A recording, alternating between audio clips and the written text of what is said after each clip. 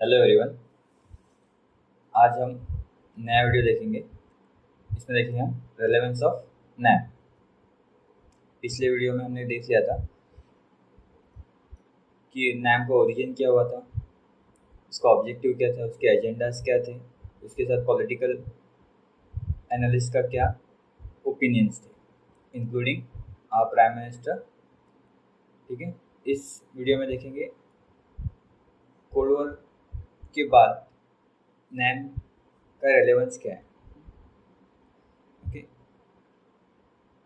सो पहली बात तो कोल्ड वॉर का ओरिजिन नैम का ओरिजिन था वो कोल्ड वॉर के टाइम था।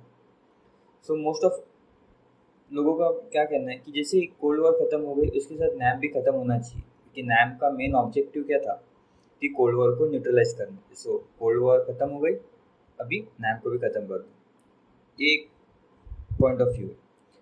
दूसरा क्या है कि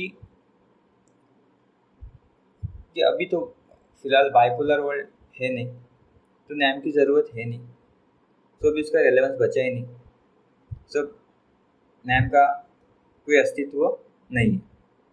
उसके बाद और क्या मानना है कि नैम ने अपने जो गोल्स थे, जैसे कि decolonisation, end of apartheid, reduction of foreign military bases, ये अचीव कर लिए। सो अभी नैम की कोई भी ज़रूरत नहीं। उसके साथ और क्या उसका क्रिटिसिज्म है कि नैम की ज़रूरत क्यों नहीं है, कि नैम के पास अपना खुद का एजेंडा है ही नहीं।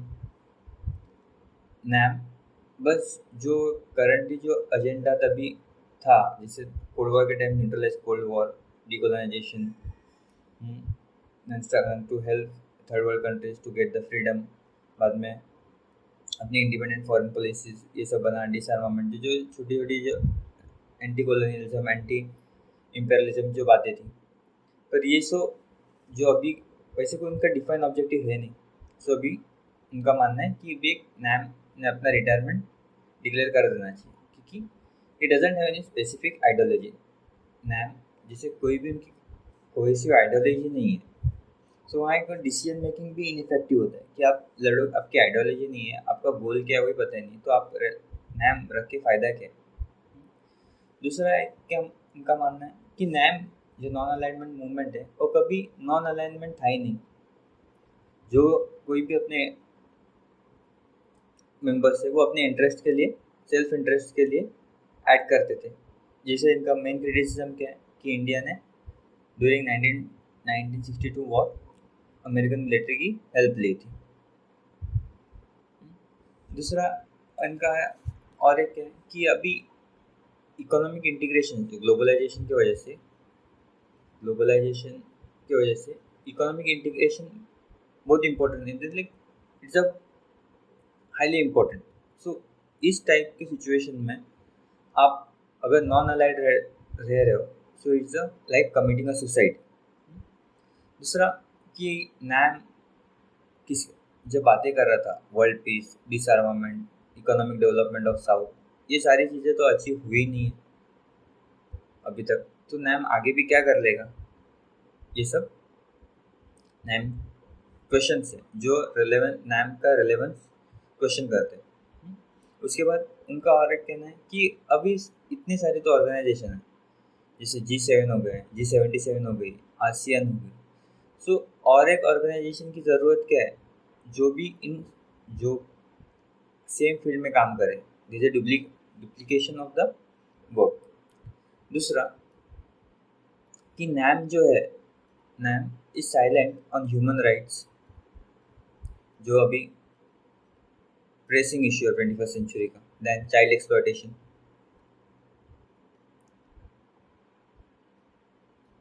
Child exploitation, then gender issues. इस पे तो कुछ नैम बातें कुछ कर ही नहीं रहा है। सो इनका मानना है कि because of all this we don't need a NAM, कि डोंट नीड अ नैम सोचा कि there is no relevance of the NAM. Why? कि पहली बात तो बाय कोल्ड वॉर खत्म हो गई है, end of cold war. Second, it's not a bipolar world, it's a multipolar world. और मल्टीपोलर वर्ल्ड में भी कि इतनी सारी पावर्स है, तो उसमें it's very difficult for the non aligned countries to manoeuvre. दूसरा इनका मानना है कि जो गोल्स थे कभी नैम ने अचीव जो गोल्स थे छोटे छोटे से डीकोलोनाइजेशन, अपार्थाइड, रिडक्शन, उन्होंने अचीव कर लिए. So now there is no relevance of NAM. But it's not the case. Already कि नैम की ज़रूरत क्या है. पहले तो कि डेवलपिंग कंट्रीज जो थर्ड वर्ल्ड कंट्रीज उस पर बहुत प्रेशर है. वेस्टर्न कंट्रीज उनको प्रेशराइज कर रही है और मार्केट लिबरलाइजेशन और इंटेलेक्चुअल प्रॉपर्टी के लिए अपनी इकोनॉमी, अपनी कंट्रीज ओपन कर दो. पर इन रिटर्न इनको क्या मिल रहा है? प्रोटेक्शनिज्म. मतलब वेस्टर्न कंट्रीज से थर्ड वर्ल्ड कंट्रीज में उनके प्रोडक्ट्स आ रहे हैं, but western third world countries से वेस्टर्न कंट्रीज को अपने अपना अपने अपने प्रोडक्ट नहीं जा रहे, क्योंकि ये जो है develop countries they are sending well high end products. और दूसरा कि थर्ड वर्ल्ड कंट्रीज के पास ना इकोनॉमिक रिसोर्सेस है, जो भी है रॉ मटेरियल्स है उसमें भी इन्होंने प्रोटेक्शनिज्म लगा दिया.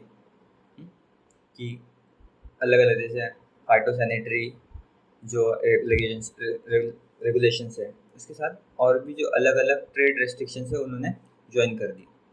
थर्ड, और क्या मानना है कि वेस्टर्न कंट्रीज जो डेवलप कंट्रीज है वो थर्ड वर्ल्ड कंट्रीज को पे अभी ब्लेम शिफ्ट करे. मीन्स जो किया धरा क्लाइमेट चेंज जो अभी हो रहा है it's all because of what? Industrial countries, develop industrial countries.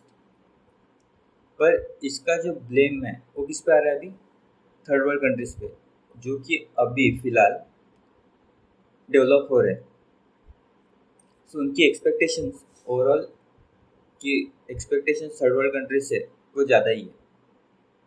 हाँ, और उन्होंने क्या किया है, जिससे एक्सपेक्टेशन ज़्यादा हो रही है तो जो नॉर्दर्न कंट्रीज है they are impose very high restrictions on the southern countries in the name of environmental protections. दूसरा इनका क्या मानना है कि डेवलप कंट्रीज जो एक टेक्नोलॉजी ट्रांसफर के नाम पे बहुत से रेस्ट्रिक्शन लगा दिए. उसकी वजह से उनकी उनकी जो ग्रोथ है ना इंडस्ट्रियल सेक्टर में हो रही है. मतलब टेक्नोलॉजी ट्रांसफर की लिमिटेशंस क्या है कि वो अपना वेपनरी ना डेवलप करे, पर इसके चक्कर में ना वो अपना कुछ इंडस्ट्री डेवलप कर पा रहे, ना अपना हेल्थ केयर सुधार पा रहे. Because most of the technologies are use in the weapon grade are same can be use in industries also, in health care also. दूसरा न्यूक्लियर डिवीजन. न्यूक्लियर डिवीजन अभी क्या हो रहा है कि अभी दो, वी ऑल नो कि दो ग्रुप है. एक के पास न्यूक्लियर वेपन है, हैव्स, और एक के पास न्यूक्लियर वेपन नहीं है, हैव्स नॉट. और अभी आयरनी क्या है कि जो न्यूक्लियर वेपन कंट्रीज है, जो जिन कंट्री के पास न्यूक्लियर वेपन है वो थर्ड वर्ल्ड कंट्रीज को एज अ सिक्योरिटी थ्रेट देख रहे हैं. ये भी कभी नया प्रॉब्लम हो रहा है. उसके बाद कि एक जो था पहले कि मल्टीलेटरल ऑर्गेनाइजेशन है जैसे यूनाइटेड नेशंस, WTO, ये जो अलायंस है इनको स्ट्रेंथन करने की बात हो रही थी, but now they are been weakened. कैसे कि फंडिंग रोक दे रहे हैं. उसमें जो सारी रिप्रेजेंटेशंस है वो नॉर्दर्न कंट्रीज या फिर डेवलप कंट्रीज में से ही है. तो जो थर्ड वर्ल्ड कंट्रीज को अपनी आवाज़ उठाने का एक वेन्यू ही नहीं है. उसके बाद जो इकोनॉमिक इश्यूज है जैसे poverty, developmental plans, trade, money, finance, जो कि एजेंडा यूनाइटेड नेशंस के पास थे अभी वो ट्रांसफ़र कहाँ कर दिए? IMF के पास, वर्ल्ड बैंक के पास, मतलब WTO और GATT, general agreement on trade and traffics. उसकी वजह से क्या है, और बीच जब इन सारी बॉडीज़ पे वेस्टर्न कंट्रीज़ का ज़्यादा कंट्रोल है, तो जब भी ये कुछ प्रोग्राम लाते हैं they are many conditions and cross relations. मतलब कुछ भी एग्रीमेंट लेके आए so there will be many conditions and cross relations जो डेवलपिंग कंट्रीज को फॉलो करनी पड़ती है. उसके बाद मेन अलग अलग क्लब्स है. Clubs in the sense Australian club, London supply group, MTCR, जो प्रोलिफरेशन ऑफ वेपन्स को रोकते हैं. तो इसकी वजह से क्या हो गया, उनके रेस्ट्रिक्शन इतने इतने ब्रॉड है कि उनकी वजह से उनकी थर्ड वर्ल्ड कंट्रीज की डेवलपमेंट नहीं हो रही, ना इंडस्ट्रियल सेक्टर में जैसे बताया मैंने अभी, ना रिसर्च एरिया में. और दूसरा क्या है कि थर्ड वर्ल्ड जो कंट्रीज है, वेस्टर्न कंट्रीज, वो थर्ड वर्ल्ड या फिर non aligned third world countries में पॉलिटिकल इंटरफेरेंस कर रही है on the name of human rights, causing instability, etcetera. So इन सारी चीज़ों की वजह से we need a collective voice, we need a collective voice. और ये सब कौन किसकी मदद से हो सकता है? नैम, बिकॉज कि अपने पास ऑलरेडी एक ऑर्गेनाइज एक ब्लॉक है या फिर एक अलायंस है जिसको बस हमें स्ट्रेंथन करना है, which can help us to manoeuvre in this complex situation. उनका मानना है कि अगर कोल्ड वॉर या फिर कोल्ड वॉर के बाद एंटी इम्परलिज्म, एंटी कॉलोनियलिज्म, ये सब चीज़ें हो गई, पर तो भी वहाँ अभी भी थर्ड वर्ल्ड कंट्रीज इतने प्रॉब्लम फेस हो रहे हैं इन डिस्गाइज कि वो सब हाईलाइट करने के लिए नैम जैसी ऑर्गेनाइजेशन चाहिए। क्योंकि बाकी सब जो ऑर्गेनाइजेशन है आर वेस्टर्न लेड, उस पे सारे पे जैसे UN, WTO, गैट, इसमें सारों का वेस्टर्न कंट्रीज का कंट्रोल है। So we need something of our, that is NAM. और जो बाकी ब्लॉक है जैसे आसियान नेशन, G7 या सार्क, ये सब regional organisation, they are for regional. So conclusion क्या है कि non alignment movement significant platform है for developing countries to address contemporary global challenges.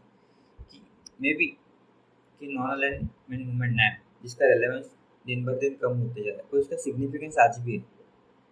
हम्म, बाद में कि अगर नैम ने खुद को रिवाइटलाइज कर दिया तो इट कैन बी पोटेंशियल, क्या होगा, to bring a foster to foster a just and democratic world order. और नैम जैसे स्ट्रेंथन होगा, so they NAM will help the developing countries or third world countries to stand out. Now एक आता है कि इसके सारे में इंडिया का क्या फ़ायदा है। पहला, what is the importance for India, India इसमें से क्या गेन कर लेगा अगर वी स्टार्टेड रिवाइटलाइजिंग नैम। तो इसका इंडिया को क्या फ़ायदा है? पहले तो स्ट्रेटेजिक ऑटोनॉमी, पहले तो we are surrounded by hostile neighbours, एक बाजू पता है पाकिस्तान, देन चाइना, अनस्टे और बाकी एक तो अनस्टेबल कंट्रीज तो ही बाजू में। So we need a bloc, और एक ऊपर रशिया। सो हम ऐसे हमारी जो जोग्राफिकल पोजीशन है ऐसे कि it's good to maintain a strategic autonomy in foreign policy without aligning with the major blocs. बाद में we have a chance to be a south leader of the south, where India has engagement with the NAM enhances its stature as a leader of developing world and voice of a global south. NAM has a potential to, इसमें potential है कि जो South South cooperation को boost कर सकते हैं, and in that case we it can be a new stage for our leadership. बाद में मल्टीलैटरल इन्फ्लुएंस एक प्रेशर ग्रुप का भी काम कर सकते हैं, जैसे कंबाइंड विद G77, ये क्या होता है, कलेक्टिव बार्गेनिंग पावर अपनी बढ़ा सकते हैं। जैसे in United it can helpful for India to get a permanent seat as it will increase the bargaining power, it will get the support of many third world countries as NAM के पास membership तो हुई combined with G7, it will be a good pressure group. और India aspiration जो है for greater role in global governance, ये सब के लिए नैम का इम्पोर्टेंस बहुत है। इसके बाद NAM can be work as a counter hegemony, जैसे भी वेस्टर्न कंट्रीज की डोमिनेंस इतना है, they have their own set of values, जैसे उनकी western values are different from like southern values. So we can counter, NAM has a potential to counter hegemony. And last but not the least, that NAM can act as a soft power projection. India can assert a soft power, providing leadership of rising global issues, is terrorism, climate change, trade protectionism. So इसकी वजह से NAM is very important for India. So I will summarize at the end. Focus. Question क्यों है, relevance क्यों है कि बात पहली बात तो ये चीज़ चल रही है कि नैम का रेलेवेंस क्यों नहीं है।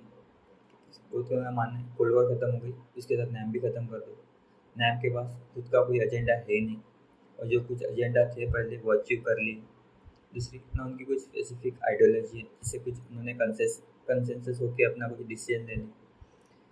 दूसरा, नैम कलेक्टिव इंटरेस्ट पे न जाके इंडिविजुअल इंटरेस्ट पे ज़्यादा फोकस करता है।